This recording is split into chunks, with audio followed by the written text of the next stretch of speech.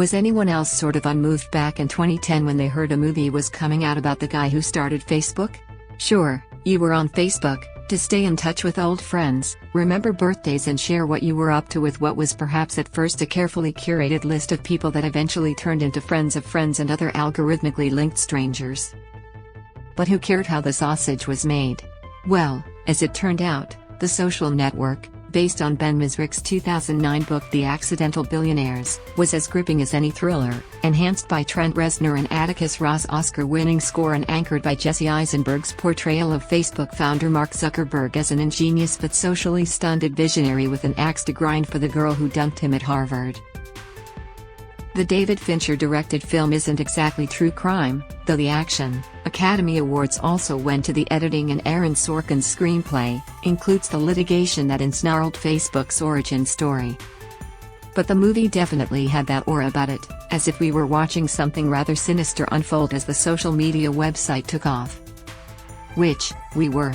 To be fair, you don't create a world-changing product, or become a billionaire, for that matter, without possessing certain attributes, including a level of patience, perseverance, magnetism and confidence brimming on mania that most people tapping away at their keyboards just don't have. And the fast-paced tech world, financed by deep-pocketed venture capitalists and boasting a language all its own, IPOs, angel investors, unicorns, SPACs, etc., can't help but attract big personalities. Or quietly determined types, who have an idea and will stop at nothing to get it off the ground. The Social Network wasn't the first epic about tech brothers. The 1999 cable movie The Pirates of Silicon Valley, starring Anthony Michael Hall and Noah Wyle, respectively, as O.G. disruptors Bill Gates and Steve Jobs, was deemed a wildly entertaining geek tragedy by Variety, but it set the template, first, for dueling all-star Jobs biopics in a slew of content set in that world, and for the current glut of ripped from the headlines TV and film projects about big ideas and the distinctively flawed people who have them.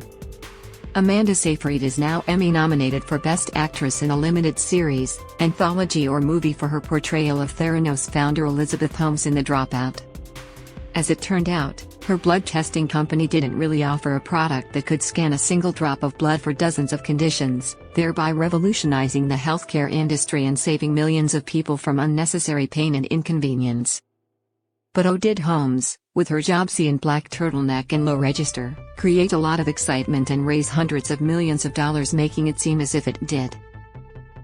The mass delusion aspect of it all certainly attracted Vice and Don't Look Up director Adam McKay, who's planning his own take on the disgraced entrepreneur, Bad Blood, starring Jennifer Lawrence. That title is based on the investigative book of the same name by John Carreyrou, the Wall Street Journal reporter who first blew the lid off of Theranos' rampant in-house issues and corporate malfeasance committed under the noses of board members who remained enthralled to the company's charismatic young founder.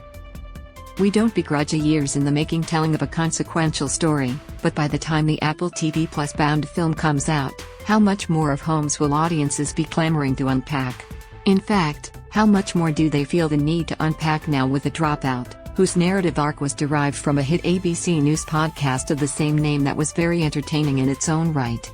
Seyfried, who at first passed on the role for logistical reasons but ultimately stepped in after Kate McKinnon exited the series, insisted there was more to understand about Holmes that had not come through in the more clinical reporting about her, of which there's been tons, including the 2019 HBO documentary The Inventor, Out for Blood in Silicon Valley. For starters, the actress explained to E!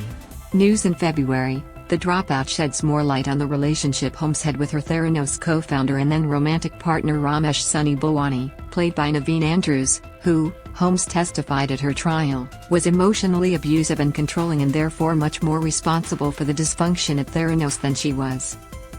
Holmes, who's facing a maximum of 20 years in prison, was convicted in January of 4 counts of defrauding her investors and found not guilty of 4 counts of patient fraud, while the jury deadlocked on 3 other investor-related fraud counts. Her sentencing is scheduled for September 26. Bhawani, who was facing the same dozen charges and like Holmes pleaded not guilty across the board, was found guilty in July of all 12 counts of wire fraud and conspiracy. He remains free on bail. Sentencing is set for November 15. Lies. deceit, and criminal actions cannot replace innovation and success, FBI Special Agent Sean Reagan said in a statement after the verdict. Holmes and Balwani's bond doesn't make sense from the distance that we're all seeing it as audience members of the documentary, of the podcast, of the book, Seyfried told E! When you watch it from the Dropout's perspective, it makes so much more sense. We're giving a lot of clarity and a lot of context to something that was very, very, very real. Also very real, Holmes' flagrant wrongdoing. Which, series director Michael Showalter told Collider, is where the twisted nuances of her story kick in. The beginning, the first couple episodes, kind of get you rooting for her and feeling for her, and she's deserving of that, he explained. But then she just makes some terrible, terrible decisions, and those decisions are motivated, probably.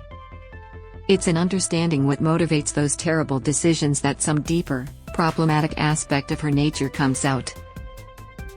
It's complicated because, at a certain point, the trauma or the pain is no longer a viable excuse for some of the bad decisions that she's making. So you feel pulled in multiple directions because you sort of like her, but then you're so mad at her, and you start hating her because she's so cruel. She can be so cruel and so reckless.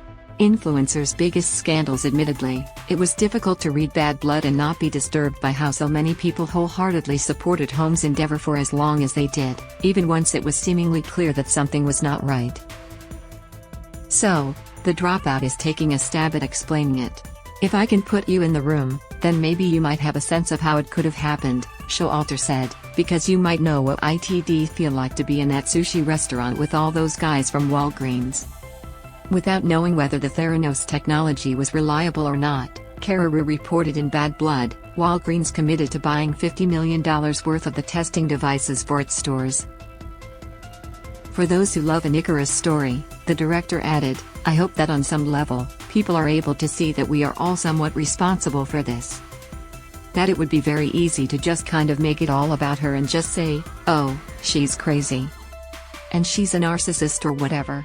But we all wanted it to be true. So we're really all responsible in a way. Debatable, but the royal we certainly didn't help Travis Kalanick temper his high-flying aspirations. Joseph Gordon-Levitt plays the brash and similarly youthful-looking Uber co-founder in the first season of the Showtime anthology series Super Pumped, from Billions co-creators Brian Koppelman and David Levine, who plan to tackle Facebook next. Unlike Holmes, Kalanick produced a service that both worked and altered the transportation landscape as the world knew it, ushering in the era of the gig economy in the process. But much like Holmes, Kalanick was the larger-than-life face of his business, and, in 2017, he resigned as CEO of Uber amid allegations had been presiding over a toxic workplace and mishandled a sexual harassment investigation within the company. Board member and venture capitalist Bill Gurley, Kyle Chandler, helped lead the charge to oust him. We ought to be talking about these stories, Gordon-Levitt told E! News of his interest in portraying the complicated Kalanick, a Silicon Valley rock star whose rise and fall the actor compared to that of Freddie Mercury or Ray Charles, both of whom rose again and remain posthumously revered. Kalanick is still a billionaire, so he wasn't exactly ruined. Koppelman and Leviev, drawing from Mike Isaac's 2019 book The Battle for Uber, are great at making entertainment that'll provide you the fireworks and will be fun to watch, Gordon-Levitt said, but also ask those questions about what's really going on in the world. This one asks a lot of questions about what we reward, in our economy and in our culture, someone who's just going to win at all costs and prioritize profits over everything. And this isn't just Uber and this isn't just Silicon Valley, he noted. This is how our system works right now. There's a reason why figures throughout history, who are doing ethically questionable things, get so popular. It comes from a certain energy, and I wanted to find that energy. Meanwhile, a certain energy radiated from the very promise of Jared Leto chewing scenery as WeWork founder Adam Newman and Apple TV+'s ripped from the Wondery podcast show We Crashed. The limited series co-stars Anne Hathaway as Adam's glamorous wife and fellow executive Rebecca Newman, who, according to Bloomberg News, is a cousin of Gwyneth Paltrow. Leto unsurprisingly underwent a complete transformation, with prosthetics and an Israeli accent, series co-creator Lee Eisenberg told Entertainment Weekly, and stayed in character throughout last summer's shoot. Headquartered in New York but Silicon Valley reminiscent due to Newman's grand vision of providing tricked-out shared workspace accommodations, a physical social network, he called it, for tech employees and startups all over the world. WeWork was valued at $47 billion and on the verge of going public in 2019. But its estimated worth plummeted when reports surfaced of the CEO's questionable financials and alleged mistreatment of staff, and instead the company ended up on the verge of bankruptcy.